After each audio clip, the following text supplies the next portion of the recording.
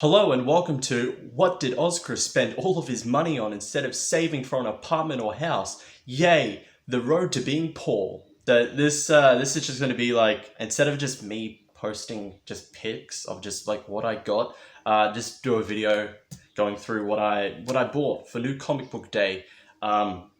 Since I said for 2020 I'm going to try and decrease the quantity of videos, so maybe I'm just going to review like the really important stuff that stood out. So definitely like number ones or like big finales to comics or like big moments. So sorry to disappoint you for anyone that isn't reading a series and is just watching me review it. So, but it's still roughly going to stay the same. So what did I get for the first week of January for New Comic Book Day? So I got from DC, I got Batman Detective Comics number 1018. Guess who comes down the chimney? Oh boy, I hope it's Santa Claus.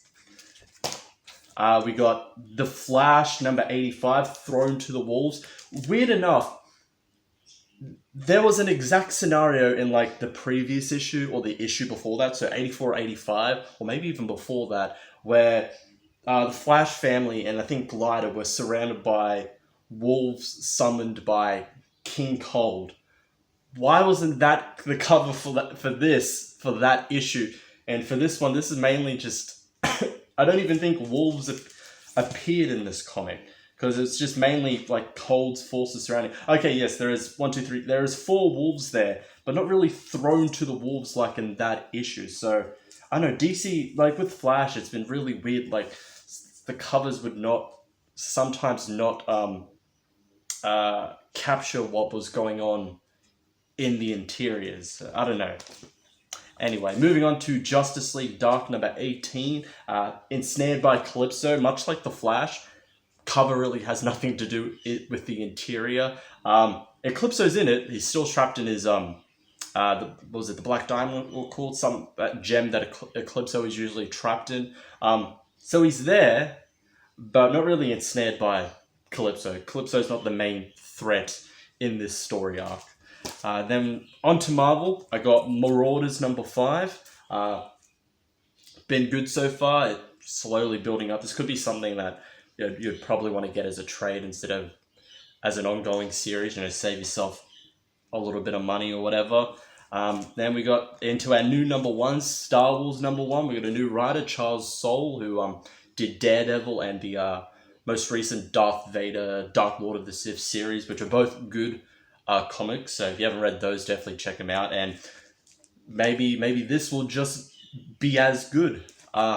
Then we got to the highlight of New Comic Book Day, another new number 1, Thor number 1 by Donny Cates, the bad boy of Marvel's hottest thing to happen within their company for years, has taken on Thor, the God of Thunder, which is probably the best start to 2020. That's all I'm going to say. I've got a review for that one, so you're going to have to check that out when it comes out. And I also got the variant for it as well by Rude Shim, an awesome looking cover, so I definitely had to get this one. And I didn't know this, but I also got like trading cards with it. Like the LCS put them in my order, so there's Thor trading cards for the new series. So yeah, let's turn this into an unboxing, even though there's no real box here. And I can't open it. There we go. So you got Thor, you got Sif, Hugin and Moonin are the Ravens. I know they translate to something. I think I incorrectly named one of them in my review.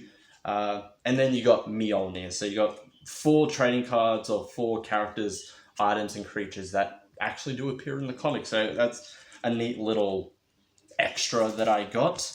And then onto some trades that I bought. I got Black Panther Killmonger. I saw Thinking Critical's like best of Marvel. I think it was like top 5 best Marvel comics of 2019, and they he put Killmonger. It was a series that I kept on hearing good things about. You got Brian Hill, who wrote Killmonger, who also wrote Batman and the Outsiders. He also did that Outsiders arc for Detective Comics. So I definitely enjoyed those, but it was something I wanted to pick up like ongoing I just didn't.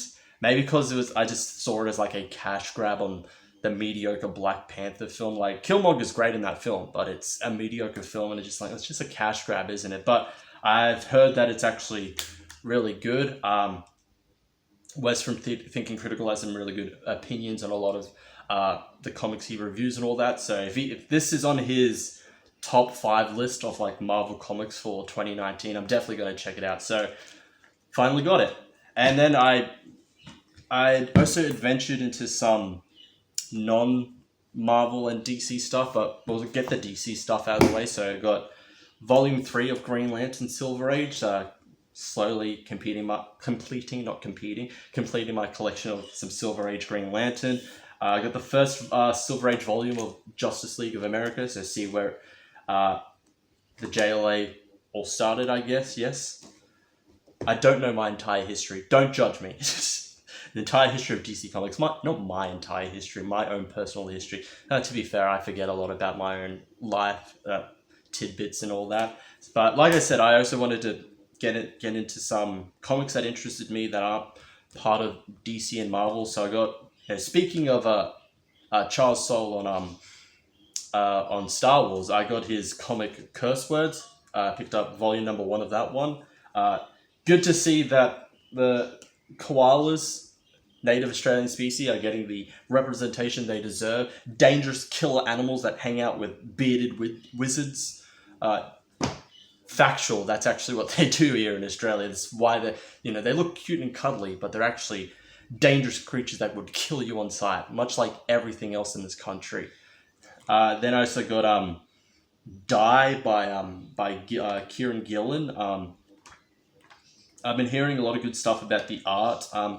Gillen as a writer I hear mixed. Sometimes series that Gillen writes are good. Like I've been hearing Once in Future, the current one with that's Boom's releasing, is actually really good. But then people have like a lot of mixed on like Uncanny X-Men and all that. So, but I've heard some good things about Die, especially the art. So hopefully the story is good.